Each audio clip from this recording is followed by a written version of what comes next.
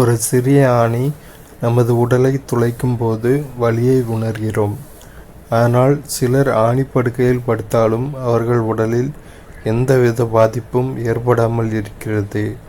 ஏனெனில் அவர்கள் உடல் ஆணியை தொடும் பரப்பானது அதிகமாக உள்ளது. அதாவது ஆணிப்படுக்கை பார்த்துருப்பீங்க, இப்படி இருக்கும். இதில் நிறைய ஆணியாக இருக்கும். இப்போ நம்ம தனியாக ஒரு ஆணியை தொட்டோம்னா, இப்போ ஆணி மேலே படுத்தோம்னா அந்த ஆணி உடம்புல இறங்கும், வலிக்கும். ஆனால் இப்படி நிறைய ஆணிகள் இருக்கும்போது அதுக்கு மேலே நம்ம உடம்பு வச்சு படுக்கும்போது அந்த எல்லா பரப்பும் ஒரே மட்டத்தில் இருக்கிறதுனாலையும் அதனால் என்ன ஆகும்னா நம்மளுக்கு ஆணியால் எந்த பாதிப்பும் ஏற்படாது. ஏன்னா தொடும் பரப்பு அதிகமாக இருக்குது. இதுதான் அது கொடுத்துருக்காங்க. மனிதனின் நுரையீரல் கடல்மட்ட வளிமண்டல அழுத்தத்தில் 101.3 கிலோபாஸ்கல் சுவாசிப்பதற்கேற்ற தகுந்த தகவமைப்பை கொண்டுள்ளது. உயரமான மலைகளின் மேலே செல்லும்போது அழுத்தம் குறைவதால் மலையேறுபவர்களுக்கு உயிர்வாயு உருளை இணைந்த சிறப்பான சுவாசிக்கும் இயந்திரங்கள் தேவைப்படுகின்றன. அதுபோலவே கடல் மட்டத்தை விட அழுத்தம் அதிகமான சுரங்கங்களுக்குள் வேலை செய்பவர்களுக்கும் சிறப்பான சுவாசிக்கும் கருவிகள் தேவைப்படுகின்றன. அதாவது கடல் மட்டத்துக்கு மேலேயோ இல்லாட்டி கீழேயோ வளிமண்டல அழுத்தம் கரெக்டாக இருக்காது. அந்த மாதிரி டைமில் சுவாசிக்கும் இயந்திரங்கள் தேவைப்படுது. அப்போ தான் நம்ம நுரையீரலால் ஆக்சிஜனை எந்தவித தடையும் இல்லாமல் எடுத்துக்கொள்ள முடியும். இதுதான் கொடுத்துருக்காங்க.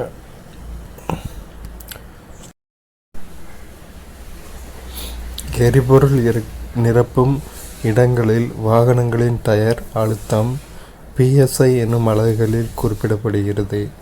PSI என்னும் அலகு ஒரு அங்குலத்தில் செயல்படும் 1 பாஸ்கல் அழுத்தம் ஆகும். இது அழுத்தத்தை அளக்கும் ஒரு பழமையான முறையாகும். PSIனா என்னென்னா, வாகனங்களோட டயரை நிரப்புகிற இடங்களில் எவ்வளோ ப்ரெஷர் ஏற்றுறோம் அப்படிங்கிறத PSIங்கிற அலகில் குறிக்காங்க. இதில் P பாஸ்கலையும் I இன்ச்சையும் டினோட் பண்ணுது. அதாவது ஒரு இன்ச்சில் எவ்வளோ ப்ரெஷர் ஆக்ட் ஆகுது, எவ்வளோ பாஸ்கல் ஆக்ட் ஆகுது அப்படிங்கிறத குறிக்கிறது தான் PSI. இது அழுத்தத்தை அளக்கும் ஒரு பழமையான முறை. இந்த அதுக்கப்புறம் சிறப்பான உடைகளோட நீச்சல் வீரர். இப்போ டயக்ராம் மேலே கொடுத்துருக்காங்க பாருங்கள். இதில் இந்த உருளை இருக்குல்ல, இதான் உயிர்வாயு உருளை அப்படின்னு சொல்லுவோம். அவ்வளோதான். நன்னீரை விட உப்பு நீர், அதாவது கடல் நீர் அதிகமான மிதப்பு விசையை ஏற்படுத்தும். ஏனெனில் மிதப்பு விசையானது பாய்மங்களின் பருமனை சார்ந்தது போல அதன் அடர்த்தியையும் சார்ந்துள்ளது. அதாவது நன்னீரில் ஒரு சின்ன படகு இருக்குன்னா அது அவ்வளோவா மிதப்பு விசை ஏற்படுத்தாது. ஆனால் உப்பு நீரில் இருக்குன்னு வச்சுக்கோங்களேன். உப்பு நீரெலாம் இருக்குன்னா அதில் தண்ணி கூட சால்ட்டும் இருக்கும், சாலிட் ஸ்டேட்டில் சால்ட்டும் இருக்கும். அப்போது அதுக்கு அடர்த்தி அதிகமாக இருக்கும்.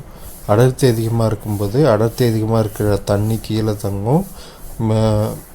மேலே ஒரு படகு இருந்தால் அது நல்ல அதாவது நல்ல மிதக்கும். இதான் கொடுத்துருக்காங்க.